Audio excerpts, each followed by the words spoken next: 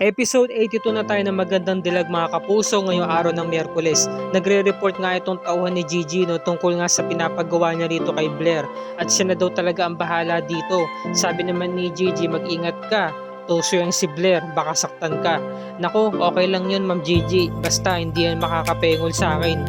Lalo na't ngayon, sila ang dahilan kung bakit namatay ang kapatid ko na si Angie. Ayan o, kapatid pala to ni Angie. Ito pala yung nakakatandang kapatid ni Angie. Ayan o. At least daw, makabayad na raw ng kasalanan yung isa sa mga miyembro ng Elite Squad dahil sila ang dahilan kung bakit namatay si Angie. Kaya sa pagkakataong ito, okay na raw to sa kanya yung masaktan niya si Blair. Kaya siya na daw ang bahala dito.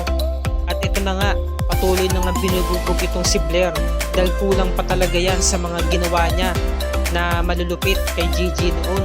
So nagkabaliktad na ang mundo nila, no. 'Di ba dati nabugbog din si Gigi noon ng mga kapwa niya, mga baliw. Tapos yung nangyari, talagang lumapit na nga tong babae at sabi nga niya, tigilan niyo na yan, itayo niyo na yan. Tapos sabi, lalaban ka pa?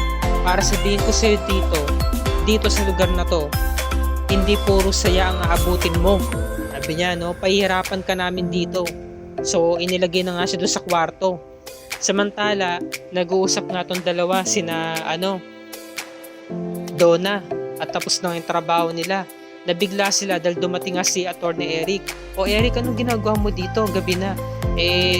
Gusto ko lang naman kayong kamustahin. At tamang-tama naabutan ko kayo. May good news ako. Bukas na bukas, padadalhan na ng sabina si Mayor Magnus. May sasampa na ng kaso ng korte itong si Magnus. Sabi ni Donna, good news yan, Beshi. Pagkakataon na to para pagbayaran ng Magnus na yun ang lahat ng mga kasalanan ginawa niya sa atin. So, nagpapasalamat ng marami itong si Gigi, Maraming salamat talaga sa iyo, Eric. At ikaw ang nag-asikaso nito. Hindi mo ko iniwan sa laban, sabi naman ni Eric. Ikaw din naman ang dahilan kung bakit hindi ako sumusuko. Dahil binibigyan mo ko ng dahilan para lalo kong sampa ng kaso sa Magnus. So, ito na nga. Kinabukasan, galing ng pag-yoga itong si Riley at nabuisit siya doon sa sekretary ni Magnus dahil pati iba naman dyan, sinusundan pa rin siya. Sabi ng sekretary, ma'am, importante po kasi ito. Galing po ito sa korte, itong letter na ito para po kay Mayor Magnus. So wala kasi si Mayor Magnus, nasa convention center siya, di ba may meeting siya dahil nalalapit na nga ang eleksyon. Nung pagbukas ng sobre, nakita ni Riley na sabina. Sabi niya talaga yung Gigi na hindi talaga titigilan ng Elite Squad. Sabi niya, So kinuha niya agad ng cellphone para tawagan itong si Magnus. Sabi niya, Magnus, pinadalhan ka ng sabina dito. Talagang tinuloy ni Gigi ang pagkaso niya sa'yo. Kailangan mo itong gawa ng paraan dahil ito ang ikasisira ng pangalan mo, pati na rin natin. Samantalang si Gigi, dinalhan siya ng kape ni Donna. Sabi niya, salamat Beshi pero dadalhin ko na lang to bakit? Saan ka ba pupunta? Meron kasi akong pupuntahan. Sabihin mo na, Beshi, saan ka ba pupunta? Syempre, pupuntahan ko lang naman si Blair. Gusto kong makita yung moment na pinapahirapan siya. Alam nga naman na hindi ko makita yung moment na yun, Kaya susulitin ko na. Kaya ikaw na muna ang bahala dito. Pag natanong si Tita Sophia kung nasaan ako, sabihin mo umaura lang. So yun na nga, nag-aapira na nga yung dalawa. Talagang titutuloy mo na talaga to, Beshi. Sige, dapat lang. Kasi talaga namang gusto ko talaga makita na pinapahirapan niya si Blair. So ito na nga, umalis na nga tong si Gigi, nagpaalam na nga kay Donna. Samantala, nag-uusap yung dalawa, sina Allison saka si Riley. Sabi niya, talagang tinutuloy talaga ni Gigi, Sabi naman ni Riley, kinakabahan ako paano kung bumagsak si Magnus. Wala nang malakas sa samahan natin. Si Magnus lang? Kapag nawala si Magnus, damay tayo. Babagsak din tayo. So sabi niya, teka lang, saan kayo pupunta? Huwag niyo sabihin pupuntahan niyo na naman si Gigi. Sabi nung dalawang lalaki na tao ni Magnus, utos po kasi ito ni Mayor. Sabi ni Riley, ang bobobo ninyo. Kapag ginawa niyo yan, walang ibang masisisi kundi si Magnus. Samantala, pinag-iingat ni Donna itong best friend niya. Sabi niya, mag-iingat ka, Beshi Sabi naman ni Gigi, si Blair lang yun, Maski nga balahibo ko isang balahibo ko hindi nga tumatayo dun Wala akong pakialam dun kahit kailan hindi ako natatakot dun sabi naman ni Donna. Paano naman si Mayor Magnus kung nandoon? Ako, kahit kailan hindi ako matatakot sa kanya. Ilang beses na niya akong pinatay. Kaya ang kailangan kong gawin ngayon ay mabuhay ng mabuhay. Sabi ni Donna, okay na valid dito sa besye ko Samantala, pinapasok si Blair dito sa may CR. Alam mo, wala akong pakialam kahit hindi ka pa nag-aalmusal dahil dito sa facility na yon may mga task lahat ng mga lahat ng mga nakakulong dito. Kaya ikaw kailangan mo munang maglinis. Okay, naintindihan mo? Ano yun? Anong pagagawa mo sa akin? Sabi niya, ayoko nga, yak, napakadumi. Sabi, hindi ka tatakas dito. Hindi ka pwedeng tumakas sa pinapagawa ko sa'yo. Dahil dito, talagang gagawin kong kalbaryo ang buhay mo. Talagang nakakadiri, talagang sukan-sukan ito si Blair. Di rin may ebak doon sa may inodoro, tapos nadulas siya, putikan pa yung sahig, ang dumi talaga. Tumakas si Blair pero nadulas siya, deserve ko yan. Talagang no choice siya kung di maglinis. Samantala, nagalit si Riley, sabi niya, bobo ba kayo? Kapag tinuloy niya yan, walang ibang sising kundi ang asawa ko at kapag bumagsak siya, bagsak kaming lahat, dami-dami tayo lahat dito.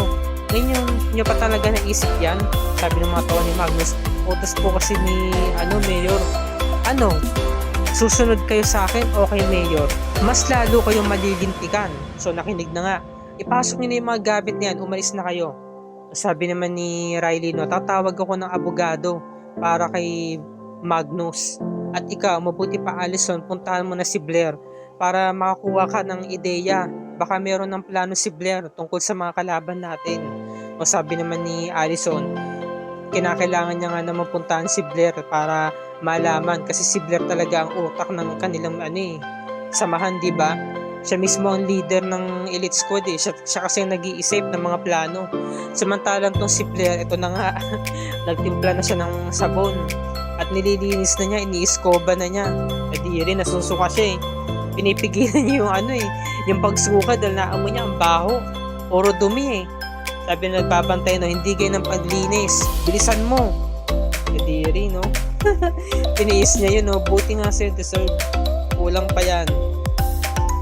Tapos nun, nakaligo na nga tong si Blair. Nakaligo na siya.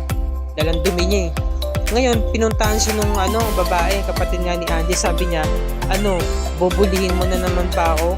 Please lang, tigilan mo na to, huwag mo na akong saktan. Sabi niya, relax ka lang. Masyado kang kabado Alam mo, kaya lang naman ako pumunta dito dahil merong bisita na gusto kang makita, kaibigan mo. Sabi naman ni Blair, sabi niya sa isipan niya. Sa wakas, pinuntahan na rin ako ng kaibigan ko. Ito ng pagkakataon ko para makaganti. Sabi niya, So nagulat sa si Gigi pala. Sabi niya, anong ginagawa mo dito? Sabi ni Gigi, Blair, nakakita ka lang ng multo? Nandito lang naman ako para dalawin ka. Tapos sabi niya, kamusta naman ang buhay mo dito?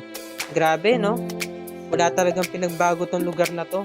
Naalala niya yung mga panahon na inalipusta siya ng 3 nung unang araw niya sa mental facility. Sabi ni Gigi, alam mo, walang pinagbago Ang nabago lang talaga dito, ikaw. Kasi noon, ako yung nakakulong dito. Ngayon, ikaw naman at ako naman tong nasa labas. Alam mo, bagay sa ito Kasi makasama mo dito, mga totoong baliw. At ikaw, pwede mo silang maging kaibigan. Ito lang may papayo ko sa'yo, Blair. Pwede mong plansyahin yung pag-uugali mo. At na magbago naman. Kahit paano. Talagang ang lalim na sinabi dito ni Gigi. Talagang may laman. Talagang galit na galit talaga siya. Kay Blair, Talagang siniguro niya na dito talaga siya magiging kalbaryo yung buhay niya. Dito siya mag-iirap. Sabi naman ni Blair, isaksak mo sa baga mo yung plansya sinasabi mo. Makakabangon din ako dito, Gigi. Pag nakalabas ako, manda ka sa akin. Ganun si Blair. Samantala, si Addison, katawagan nga itong si Riley at nandito na nga siya sa mental facility.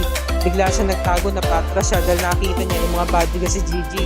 Sabi naman ni Riley, huwag na magpapakita sa mga bodyguards ni Gigi Oo, maghanap ka ng ibang way para makapasok sa loob. Sige na. Umalis na nga itong si Allison, umatras siya. Kasi naalaman niya na nandito si Gigi. So ito na nga, nag-uusap sila nung kapatid ni Angie saka ni Gigi. Sabi niya, maraming salamat at ginagawa mo to. Wala po yun, ma'am. Kasi malaki naman ang binayad sa akin ni Ma'am Sophia, saka napag-usapan naman namin to kung anong gagawin. Saka ito na rin pagkakataon para makabawi ako dyan sa elite squad na yan, lalo na dyan sa Magnus na yan, dahil pinahirapan at pinatay niya yung kapatid ko. So biglang sumugod itong si Allison, nagkita yung dalawa. So ito na yung pagkakataon, no, mga kapuso, dahil masisilayan natin ang unang bardagulan, ito ni Allison sa ni Gigi.